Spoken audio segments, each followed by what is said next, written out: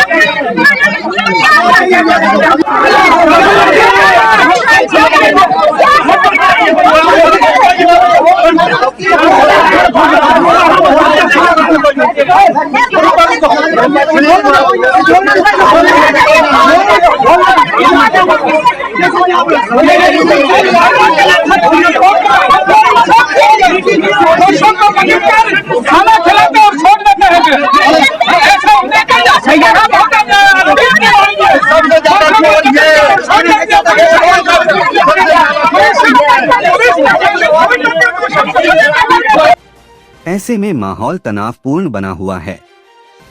साथ में उन्होंने पुलिस को 2 टूक शब्दों में कहा कि जब तक पुलिस मामले में संलिप्त चारों आरोपियों को गिरफ्तार नहीं करती है तब तक सड़क से नहीं उठेंगे और चक्का जाम करेंगे। ग्रामीणों के द्वारा किए गए चक्का जाम से सड़क के दोनों ओर गाड़ियों की लंबी कतारें लग गई और लोगों को परेशानियों का सामना करना पड़ा। ग्रामीण इस मांग पर अड़े थे कि जब तक जिला प्रशासन के अधिकारी या एसपी चंबा मौके पर नहीं आते तब तक वे सड़क से नहीं हटेंगे। ऐसे में जम्मू कश्मीर से मणिमहेश यात्रा के लिए जा रहे यात्रियों की गाड़ियां चक्का जाम में फंस गई। गौरतलब है कि इसी माह 16 अगस्त को राजेश कुमार का शव सियूल नदी में मिला था। इसके बाद राजेश कुमार के पिता तुलाराम ने पुलिस में शिकायत दर्ज करवाते हुए हत्या की आशंका जताते हुए 4 लोगों पर शक जाहिर किया था। शव मिलने के बाद शिकायत पत्र के जरिए पिता तुलाराम ने बताया था कि 12 अगस्त 2022 को उसका बेटा राजेश घर से सुबह करीब 10 बजे अपनी ड्यूटी के लिए सुरगाणी की तरफ निकला था। वहां जाकर उसने अपनी पत्नी के साथ फोन पर बात की थी। इस दौरान उसने कहा था कि वह थोड़ी देर में फिर से उससे बात करेगा, लेकिन इसके बाद शाम करीब 4 बजे तक उसका फोन बंद हो गया था।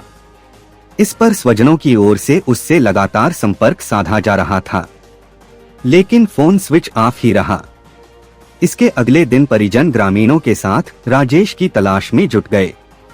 उन्होंने सुरगाणी में तलाश की, लेकिन वहां पर उसके बारे में कुछ भी पता नहीं चल पाया।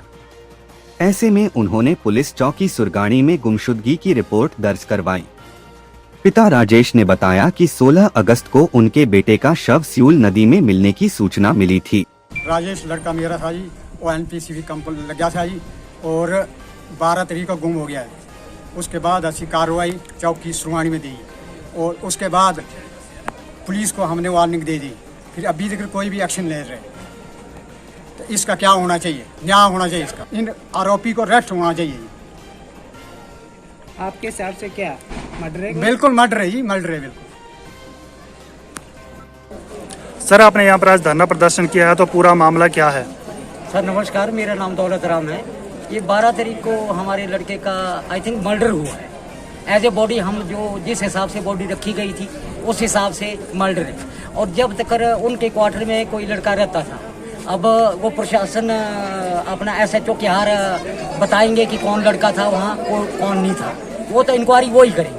वो बार बार हमें पुलिस वाले प्रताड़ित कर रहे हैं जैसे क्राइम हमने किया। और इन्होंने आज दिन तक ना किसी को रिमांड पे लिया हो। SHO साहब का कहना है कि आप हमें राइटिंग में दो कि आपको शक किस किस पे। हमने राइटिंग में दिया। उसके अलावा भी ये प्रशासन जो है ढीला पड़ा हुआ है। उनको बुलाता है, चाय पिलाता है और भेज देता है यहाँ से। हमें प्रशासन से ये मांग करते हैं कि हमारे साथ इंसाफ हो। जबकि हमें पता चला कि भाई 13 तारीख को हमें पता चला, वो भी अदर बंदे ने हमें कॉल किया कि भाई आपका लड़का गुम हो गया हुआ है। जो क्वार्टर में था उस लड़के ने हमें नहीं फ़ोन किया, जो उसके क्वार्टर में बैठा था किसी दूसरे वाले ने फ़ोन किया हमें कि आपका लड़का गुम हो गया हुआ। 2-3 दिन तक हम यहाँ ढूंढते रहे। उसके बाद हमारे भाई के फ़ोन पे कॉल आई जिसमें बताया गया कि मैं ASI बोल रहा हूँ और आपके लड़के की बाइक जो है हड़सर में है, मणिमहेश में, ठीक है। और 4 दिन के लिए हमें डिस्टर्ब किया गया और हमें क्या 4 दिन तक हम मणिमहेश में बारिश में घूमते रहे। हमें कोई बाइक नहीं मिली और यहाँ से उसके बाद जब हम वापस आ रहे थे हमें फ़ोन आया कि भाई लड़के का एक्चुअली डेड बॉडी मिल चुकी है। उसके बाद हमने अंतिम संस्कार किया। अंतिम संस्कार करने के बाद हम यहाँ आए, एप्लीकेशनें लगाई। इन्होंने धारा 174 के अधीन जो मुकदमा दर्ज किया था, ठीक है। उसके बाद हमने दोबारा शक जताया कि SHO साहब इन बंदों पे हमें शक है, इनको आप रिमांड पे लो, ठीक है। SHO साहब हमें ऐसे टॉर्चर कर रहे थे जैसे गुनाहगार हम। उस दिन FIR भी नहीं कर रहे थे। FIR लॉज नहीं हुई। एक दिन रात को फिर हम यहाँ आए, अराउंड 9:30 बजे का वक्त था। उस टाइम SHO ने बोला कि मैं आप राइटिंग में दो कि किस किस के ऊपर शक है। 24 घंटे के अंदर मैं उनको अरेस्ट करूंगा, लेकिन आज दिन तक कुछ नहीं। इसीलिए हम आज चक्का जाम कर रहे हैं। या तो DC या SP या SDM कोई ना कोई यहाँ आएगा, हमें आश्वासन देगा और 24 घंटे के लिए 24 घंटे के अंदर वो बंदे हमें अरेस्ट चाहिए, तब तक हम यहाँ से नहीं उठेंगे। जैसे जो लड़का अभी सुनी में जिसकी डेड बॉडी मिली है वो मेरा भतीजा था, ठीक है। पुलिस प्रशासन के पास हमने वो 13 तारीख को ये दी थी अपनी गुमशुदगी की रिपोर्ट। उसके बावजूद हम पुलिस के पास लगातार आते रहे, 3-4 बार आए।